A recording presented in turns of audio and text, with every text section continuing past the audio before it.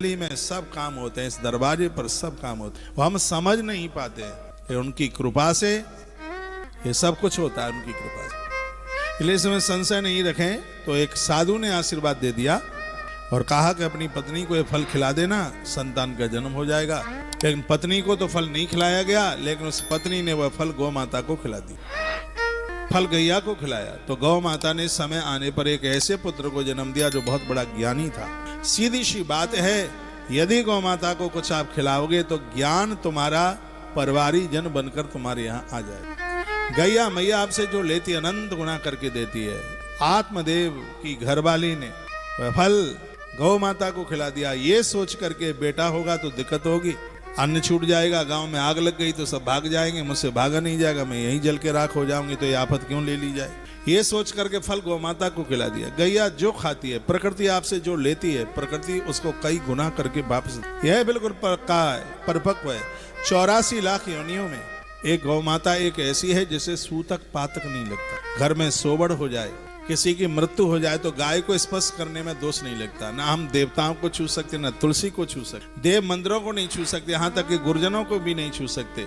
लेकिन ऐसी एक गौ माता है जिसको नारी ऋतुकाल समय में भी उसका स्पर्श कर लेती है। ऐसी गौ माता है जिसको सूतक पातक से दूर रखा गया है। चाहे जन्म लेने का सूतक, चाहे मरने का सूतक, कोई भी हो, और जहाँ देवताओं को भोग नहीं लगता, ऐसे समय पर भी सूतक में भी घर की रोटी गौ माता को दी जाती है। परमात्मा ने गौ माता को सूतक से मुक्त रखा है, सूतक से बाहर रखा है। इतनी बड़ी महिमा उस गौ माता की, ये जो आपसे लोग लेगी उसका कई गुना वापस दे। कथा ही क्या कहती है, साधारण चीज नहीं देगी तुम्हें, गौकर्ण जैसा बेटा देगी, धुंधकारी जैसा नहीं। गौ माता गौकर्ण जैसी औलाद देती है, संतान देती है। गौकर्ण ज्ञान है, जिनके बच्चे पढ़ने में कमजोर है, गौ माता के चरण की धूल, उसका टीका उसके माथे पर लगाइए। आप देखिए तो सही, वो पढ़ने में कितना आगे जाता है।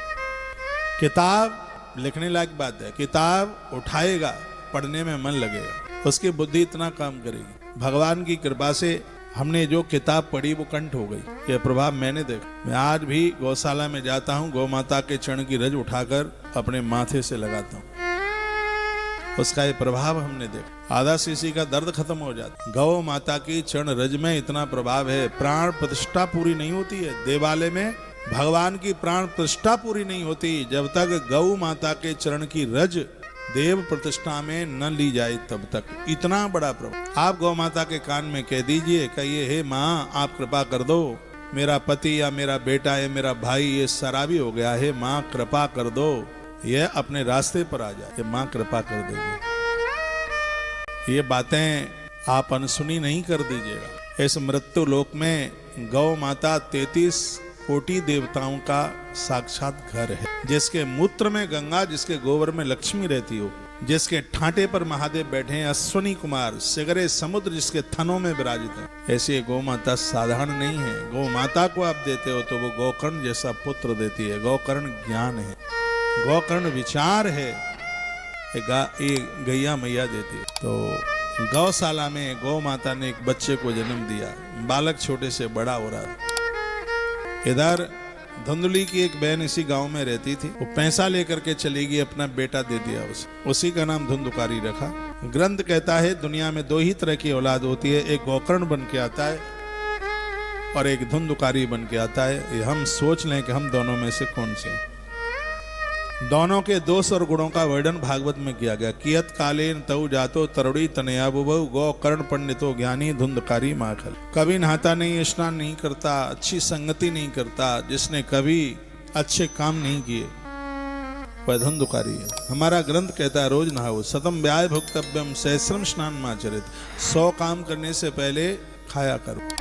आज के समय में माताओं को मधुमेह बहुत हो रहा है, क्योंकि आप भूखी लगी रहती हैं, दोपहर 1-2 बज जाता है आपको। सबका ध्यान रख लेती हैं, तरह तरह के व्यंजन पकवान आप बनाती हैं, सबको नाश्ता करा देंगे और जाले उतारने में लगी रहती हैं दोपहर को 1-2 बजे तक। और मैं ये कहूँगा, आपको ज़्यादा भूखा रहने से भी डायबिटीज बढ़ती है, ज़्यादा उपवास करने से भी डायबिटीज बढ़ती है। उपवास तब तक ही करें जब तक आपकी बॉडी काम करे।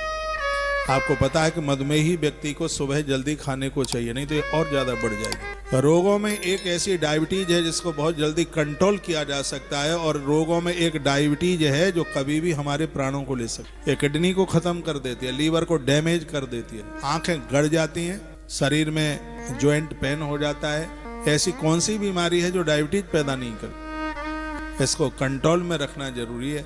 हमने बहुत वीडियो इसके लिए डाली हैं। बिल्कुल डरना नहीं है, बिल्कुल घबराना नहीं है। कल भी मैं निवेदन कर रहा था कि घी देसी गौ माता का मिल जाए तो वरदान है। थोड़ी सी हल्दी डालकर सुबह खाली पेट जीभ पर चाटिए उसको। आपकी जितनी उम्र है, आप 35 के हैं, 50 के हैं, 60 के हैं, उतने ही मेथी के दाने रात्रि को तांबे के पात्र में, महात्मा चरक कहते हैं, उसमें डालिए। तांबे के पात्र को अपने स्वास्थ्य के लिए वरदान पात्र माना है, अमृत पात्र माना है महात्मा चरक ने।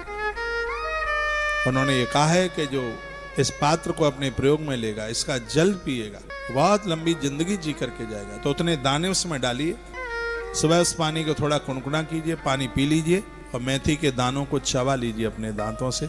जिन लोगों की डायबिटीज 600 प्लस थी, उनकी 100 के आसपास रह गई। लोगों को इतना फायदा मिल रहा है। काली जीरी बहुत फायदा की, अजवाइन, मेथी का दाना, ये बहुत फायदा करता है। एक सूत्र में बता देता हूँ, आप कर लें तो आप देख लीजिए। 50 ग्राम काली जीरी लीजिए, 100 ग्राम अजवाइन लीजिए और 250 ग्राम ले लीजिए मेथी।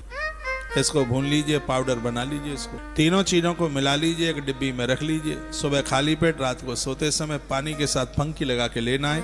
3 दिन में इसका असर आप देखिए कितना बड़ा प्रभाव है। 3 महीना ले लीजिए। आयुर्वेद का कोर्स 3 महीने में पूरा हो जाता है। 15 नवंबर से लेकर के लगभग ये पूरे फरवरी तक ये औषधि काल माना जाता है इसको। ये जो समय चल रहा है औषधि काल है, इसमें हर दवाई सूट कर वरदान बन जाती है। देसी दवाइयाँ, एलोपैथिक दवाइयों से थोड़ा किनारा कीजिए। एक बीमारी को खत्म करती हैं, 25 बीमारियों को जन्म दे, लोगों को खत्म कर रही हैं ये एलोपैथिक। आपके घर में बहुत चीजें हैं। मैंने आज ही बोला है, लाइव टेलीकास्ट में बोला, ऐसा कोई घर ना हो जिसके घर में त्रिफला ना हो, ऐसा कोई घर ना हो जिसके घर में साबुत हल्दी ना हो, ऐसा कोई घर ना हो जिसके घर में सेंधा नमक ना हो। ये चीजें हैं जो हमें रोगों से बचा लेंगे। मैं प्रसंग में आ रहा हूं। सतम व्याय भोक्तव्यम सहस्रम स्नान माचरित। 100 काम करने से पहले भोजन। खाने पीने में आगे रहिए, भले ही तुम्हारी सास तुम्हारी रोटी गिनते रहने दो। खूब खाओ, जोर से खाओ। जब घर का पूरा काम आप संभाले तो भोजन तो पूरा ही करना। सास का ब्लड प्रेशर बढ़े तो बढ़ने दो, लेकिन आप अपनी खुराक में कम ही मत आने दो। हाँ, वो भले ही किसी को भी बोले कि बहू तो बहुत खाती है। हाँ, जो बहू बहुत ज्यादा खाती है उसी को तो हम अन्नपूर्णा के नाम से जानते हैं। जिन घर में देवियां बहुत खाती हैं वो अन्नपूर्णा है। जिस घर में देवियां पूरा धन लीपा पोती में निकाल देते हैं वो सूर्पनखा है। बुरा लग रहा होगा तो अब क्या करूं, मुझे कहीं ना पड़ेगा। सूर्पनखा का अर्थ ही होता है जिसके नाखून लंबे लंबे सूप जैसे, बाल छोटे छोटे हैप्पी कट और नाखून इतने लंबे। उस समय धरती की बड़ी सुंदर स्त्री थी वो सूर्पनखा, लेकर राम ने उसे देखा नहीं। प्रभु राम जी ने तो उसको देखा जो अन्नपूर्णा के रूप में बैठी है, जिसका नाम माता सवरी है। उसके जूठे वेर प्रभु राम ने खाए। अन्नपूर्णा बनिए आप, खूब खाइए, घर के लोगों को खूब खिलाइए। आपका भैया, आपका भतीजा आता है रात को 12 बजे भी आप बढ़िया आलू वाले पराठे बना देते हैं, भूखा नहीं सोने दे। वो कहता है बुआ मैं आया, बुआ कितनी खुश हो जाती। या बहन का बेटा आ जाए, मौसी मैं आ गया, कितनी खुशी होती। लेकिन और कोई आ जाए तो माथे पर हाथ लगाती है, कहाँ किस कुनबे में आ गए, कोई न कोई यहाँ आता ही रहता है। नौकरानी समझ रखा है ना। पंडित जी को मंदिर से परहेज होगा और एक गृहिणी को रसोई से परहेज होगा, वहां घोर कंगाली चल करके आ जाएगी, वहां सब कुछ खत्म हो जाएगा। घर की बरकत आप हैं। ये पुरुष लोग भले ही ना माने, इनकी फैक्ट्री, इनकी कंपनी आपके तप से चल रही, आपके संस्कारों से चल रही है। हम मर्द लोग बैठे हैं मेरे बाईं तरफ, हम में से बहुत लोग हैं विवाह के बाद में जिनका काम सेट हुआ है, नौकरी मिली है, उद्योग बढ़ा, व्यापार बढ़ा है। आप तो कहते रहते हैं क्या पूजा लगा रखी है, महादेव के मंदिर जाती है, ये कार्तिक नहाती है, इससे उत्कर्ष आपका होता है, इससे प्रोग्रेस आपकी होती है। ये स्वयं भगवान शंकर माता पार्वती के संवाद में तमाम बातें पद्म पुराण में कही गई हैं। ये माताएं जो करती हैं इससे आपकी बरकत होती है, इससे आपकी तरक्की होती है। मैं तो कहता हूँ ये खर्च कर ले, इसे कभी हिसाब मत मांगिए। घर की महालक्ष्मी तो ये है। ये खर्च आपके कुनबे